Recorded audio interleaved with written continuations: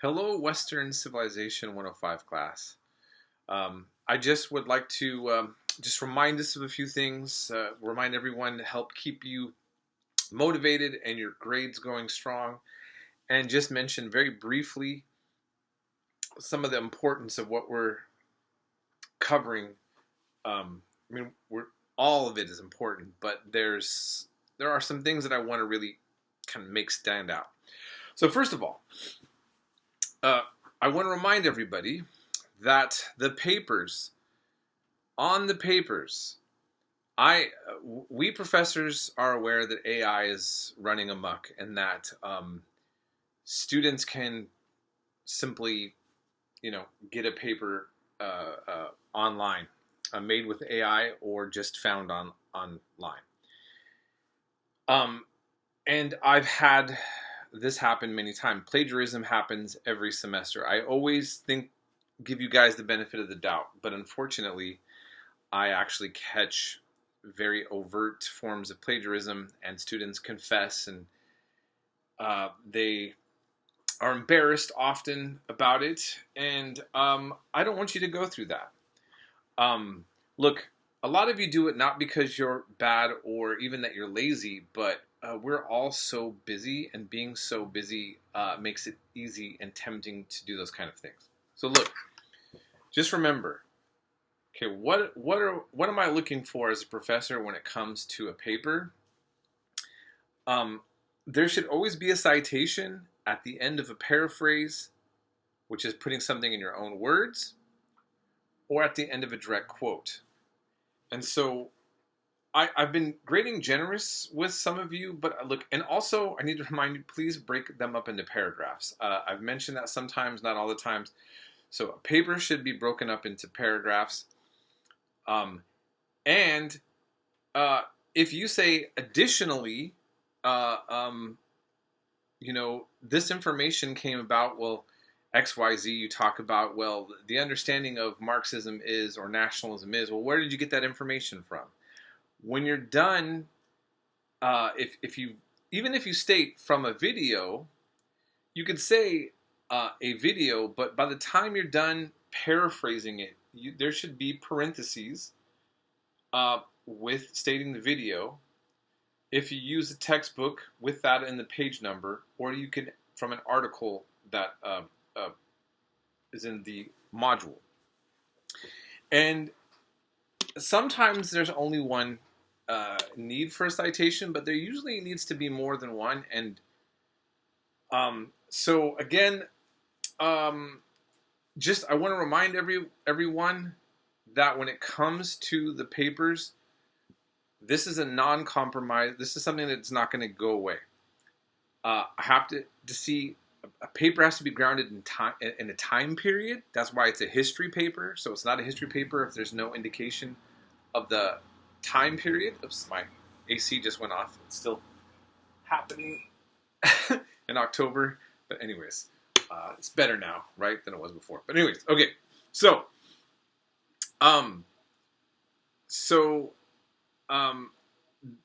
there needs to be dates always for a history paper, or else you get a 0. No outside sources from what we covered in the module. And everywhere I'm looking at a paper, I should be able to see the video or a page number or an article and know exactly where that information came from. And that really needs to you need to stick to that, okay? And I'm going to look at your paper, and I should be able to see that, in fact, that this information came from some of the sources that we just covered, okay? So please, I want to remind you of that. This is very important, and I need you all to really kind of get on board with that, okay? Now,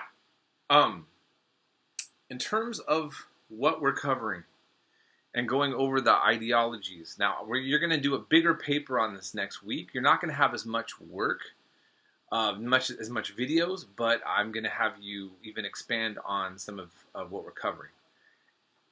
It's very challenging to try to get anyone to understand a good definition of something like socialism, communism, anarchism, nationalism, and Zionism for example, and sometimes even with feminism, in the sense that people have such strong opinions about these terms that to get a neutral term is very difficult. And I want to stress that to you, and I want to stress the importance of you really trying to wrap your mind around this, okay? So I'm providing videos and some readings that try to give you a wider range of these concepts, but at the end of the day, there's still some complications to them, okay? But you should be able to extract the main ideas from, and try to first start with the premise of what would be the best definition of these terms from somebody who claims to be of that ism. In other words, think about how does it they would actually, like, why are they gravitating towards that in the first place? And then after that, you know, you're going to be able to see where the critique of that ism can come into play. So, for example, we're just starting on the beginning of this, and I'm going to try to do a better, I don't know, as we come to the end of the semester, because the Israel-Palestine conflict has now become such a focal point of U.S. foreign policy and even a part of the cultural wars in America, I feel like it's something that I want to be able to get more information to you all for later on in the class. But the foundations of it comes from Zionism in the 19th century. So there's just several things that I just want to point out. First of all, there's no political movement for the most part. I mean, maybe throughout the centuries there's little movements, but for the most part there's no political movement of Jews trying to return to Palestine, as it was known, to that area, until the 19th century. And it comes from not the religious community of Jews, but Jews influenced by nationalism.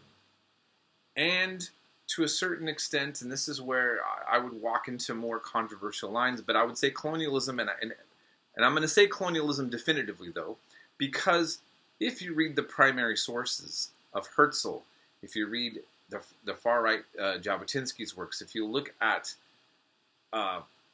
Nordau, Max Nordau, if you look at all of the men, mainly they were men, that wrote works defining what Zionism was to be, they talked about a national identity for Jewish people, and they talked about a colonization project in the way that a European would, because this is coming from the European Jewish community, not the Jews of Iraq or the Jews of Yemen, for example. So they are having a nationalist model built on an idea of a settler colonial European style state. And you see that vision in Herzl's lesser known work, Alt Neuland, or the Old New Land, where he creates a utopian vision of what he thought Israel should look like if a Jewish state was made in Palestine. And in fact, it's very cosmopolitan, very much more like a European state, and he was somebody who had no knowledge of religion. So, but later on, you're going to see more and more of religious Judaism.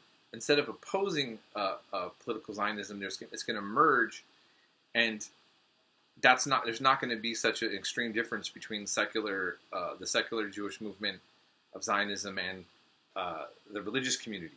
There are still disagreements about that within the broader Jewish world. I don't have time to go into that, but I wanted to make clear that that's an important definition. That's an important history to be grounded in if we want to understand the current Israel-Palestine conflict. And from the Palestinian point of view, that is going to be something that is basically saying that the land that they're on doesn't belong to them, and that's going to not sit right with them. Do you see already where this is the crux of the problem, that is the root of the conflict there. So just getting that sense of it, it doesn't go back to biblical times, this current conflict. It emerges from what's happening in the 19th century. And I'm going to leave it at there on that, but it's an important part to know about. And if anybody has questions on that, if anybody feels that information is not correct, I have very solid sources that I can bring up for you to kind of go over that. So I'll try to make clear, I try to make clear things that are my own opinion and what's solid information and what a primary source can show us. So I want to keep that in mind. Communism, socialism, again, same kind of issue. I even have a philosophy dictionary that basically says that communism is a more authoritarian form of socialism. But that's not how a communist would have defined themselves in that. Many people may agree with that comment, but I think that's it's a problematic way of explaining it. And it's important to know because we still see politicians accusing people in the United States of America now of a radical leftist movement. I would argue this: we're the least socialist and least communist in terms of our political culture than most of the West. Western Europe and Northern Europe have very strong traditions of communist parties and socialist parties that still to this day operate in their parliamentary systems, like France, Italy, and Spain. But that's something that we can look into later. Now, what's missing in these definitions is fascism, because at this point, fascism has not developed yet. Fascism is going to emerge out of nationalism. Now, there's also some controversy on that because there's some that try to link fascism with socialism. You can believe in socialism and be a fascist, but fascists aren't necessarily socialists. And in fact, historically, if you look at the definition of fascism that's brought up by Mussolini with his intellectual helper, Giovanni Gentile, fascism actually deliberately opposed socialism. It opposed liberalism. It opposed communism, and even opposed unions if it's not subservient to the state. And I can demonstrate all of this, and I can show all this later because there's confusion because of the Nazis will later call themselves National Socialists. So how does that work, and how do we make that sense of all that? We'll cover that later, okay? But I just want to stress that it's really important to understand all these terms, and I'll go over that even a little bit more next week.